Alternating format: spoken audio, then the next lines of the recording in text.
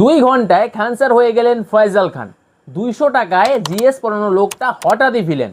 প্রশ্ন হলো এত তারা কিসের, কে ভয় পাচ্ছে? আজ 6 মিনিটে হিসাব বুঝে নেব। उत्तर प्रदेश के रहने वाले हैं और जो ज्ञान अभी तुम टेम्पू में घूमो। हम क्लास में थे उस टाइम और हमारे नाम से केस নমস্কার, আমি ভুবন আপনাদের সাথে। শুরুটা হলো রৌশন স্যারের একটা ভিডিও থেকে। উনি ক্যান্সারকে নিয়ে কিছু মন্তব্য করলেন, তারপর সোশ্যাল মিডিয়া দুই ভাগ। একদল বলল সত্যি কথা, আরেক দল বলল নিচে নামানোর চেষ্টা। उसके अलावा जो है आपने देखा सारी सच्चाई फायरिंग अपने गार्ड से कराया गया, कान से सुन लिया गया कि रोशन आनंद सर के गार्ड। কিছু ছাত্রও পোস্ট করলো ক্যান্সারের বিরুদ্ধে। হ্যাঁ, সংখ্যাটা কম, কিন্তু প্রশ্নটা সংখ্যার না। প্রশ্নটা হলো এই বিতর্কটা এত বড় করে কে তুললো, কেন তুললো, সেটা বোঝার আগে ক্যান্সার আসলে কি করেছেন সেটা জানা দরকার। এক, পড়াশোনা। পার্টনার এই মাস্টার মশাই 200 থেকে 250 টাকায় জিএস সায়েন্স পড়ান। যেখানে বড় বড় কোচিং 50,000 টাকা নেয়, সেখানে উনি লাখ লাখ গরিব ছাত্রের ভরসা। অনলাইনে ফ্রি ক্লাস দেন। পাগল হো যাওয়াগে ডায়লগটা মোটিভেশন না, ওটা হাজারটা বেকার ছেলের রাতের ঘুম। 2, পেপার লিগ আন্দোলন। বিপিএসসি, এসএসসি, যখনই কোনো পেপার লিগ হয়েছে ক্যান্সার রাস্তায় নেমেছেন। পুলিশের লাঠি খেয়েছেন, ছাত্রদের জন্য কোর্ট পর্যন্ত গেছেন, বলেছেন আমার ছাত্রের 2 বছর নষ্ট হলে সিস্টেমের 20 বছর নষ্ট করব। में चालू हो गया है। कितना में इलाज हो रहा है चाचा? 70 रुपए में 70 रुपए में जी इतना सस्ता? जी यानी जितना टेम्पू का भाड़ा लगता है उतना में इलाज हो जा रहा है? जी इतना कम में कहीं इलाज होता है? नहीं 3, Khan GS research centre and hospital. এটা নিয়ে সবচেয়ে বেশি কথা হয়। উনি নিজের ইউটিউবের ইনকাম আর বইয়ের রয়্যালটি দিয়ে পাটনায় একটা হাসপাতাল বানাচ্ছেন। উদ্দেশ্য গরিব মানুষ যাতে নামমাত্র খরচে বা সামর্থ্য অনুযায়ী চিকিৎসা পান। কোনো ফিক্সড 10 টাকায় চিকিৎসা দাবি করছি না আমি, কারণ অফিসিয়াল রেট এখনো পাবলিকলি ডিক্লেয়ার হয়নি, কিন্তু উদ্দেশ্যটা পরিষ্কার, শিক্ষা স্বাস্থ্য দুটোই গরিবের জন্য। हॉस्पिटल जैसे आप कर रहे हो, दूसरा कर रहे हो, पैसे कहाँ से लाओगे इतने हॉस्पिटल करने? जितना है सब लगा देंगे खत्म। 4, বন্যা কোভিডে সহায়তা। বিহারে বন্যার সময় নৌকা নিয়ে এসে ত্রাণ দিয়েছেন, কোভিডে অক্সিজেন সিলিন্ডার জোগাড় করেছেন। পয়েন্ট হলো লোকটা শুধু ব্ল্যাকবোর্ডে লেখে না, লোকটা ব্ল্যাকবোর্ডের বাইরেও কাজ করে। सिर्फ यूपी में रह के सेम ज्ञान दे दे।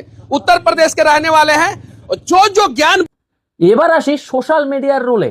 বিতর্ক শুরু হতেই কিছু নিউজ পোর্টাল আর ইউটিউবার 2 ঘন্টার মধ্যে খান স্যারের আসল নাম নিয়ে এক্সক্লুসিভ চালিয়ে দিল। খান স্যারের আসল নাম ফয়জাল খান। হ্যাঁ, এই হেডলাইনটা ছড়িয়ে গেল। এখানে আমি দুটো কথা বলবো। এক, ভারতের নাম দিয়ে মানুষকে জাজ করাটা নতুন না। 2, একটা মানুষের কাজ বাদ দিয়ে তার ধর্ম বা নাম দিয়ে ডিবেট তৈরি করা সবচেয়ে সোজা টিআরপি ফর্মুলা। মনীষ কাশ্যপ সহ এর মতো আরও কিছু কন্টেন্ট ক্রিয়েটার এই ইস্যুতে ভিডিও বানিয়েছেন। উনি সাস্তাক নিউজ চালান, ওনার ভিডিওতে খান স্যারকে নিয়ে প্রশ্ন তোলা হয়েছে, আবার পরে উনি 2 শিক্ষককে নিয়ে সাপোর্ট ভিডিও দিয়েছেন। मत डालिएगा लोग, गलत होगा अगर खान सर को आप लोगों ने जेल में डाला तो। आप लोगों ने रोशन आनंद सर को भी जेल में डाला, वो गलत था। আমি কাউকেই ভিলেন বলছি না, আমি শুধু প্যাটার্নটা দেখছি। বিতর্ক, ভিউ, সাবস্ক্রাইব, এটাই তো গেম। প্রশ্ন হলো একজন মাস্টারের পিছনে এত লোক কেন?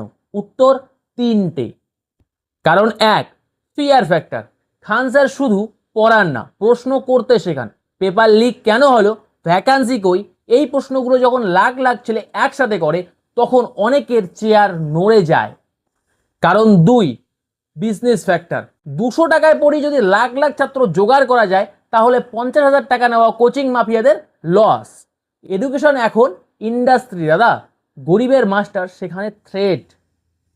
हमारे पास खोने के लिए एक ही चीज तो ऊपर वाला ने दिया है, हौसले बुलंद दिया है कि कितने भी बड़ी मंजिल हो कबाड़ दिया जाएगा यहाँ पे। दूसरा क्या है हमारे पास? কারণ 3, ন্যারেটিভ ফ্যাক্টর। দেশে একটা ন্যারেটিভ চলে, গরিব, মুসলিম, বিহারি, প্রতিবাদী। এই চারটেতে একসাথে কারো গায়ে লেগে গেলে তাকে কন্ট্রোল করা মুশকিল।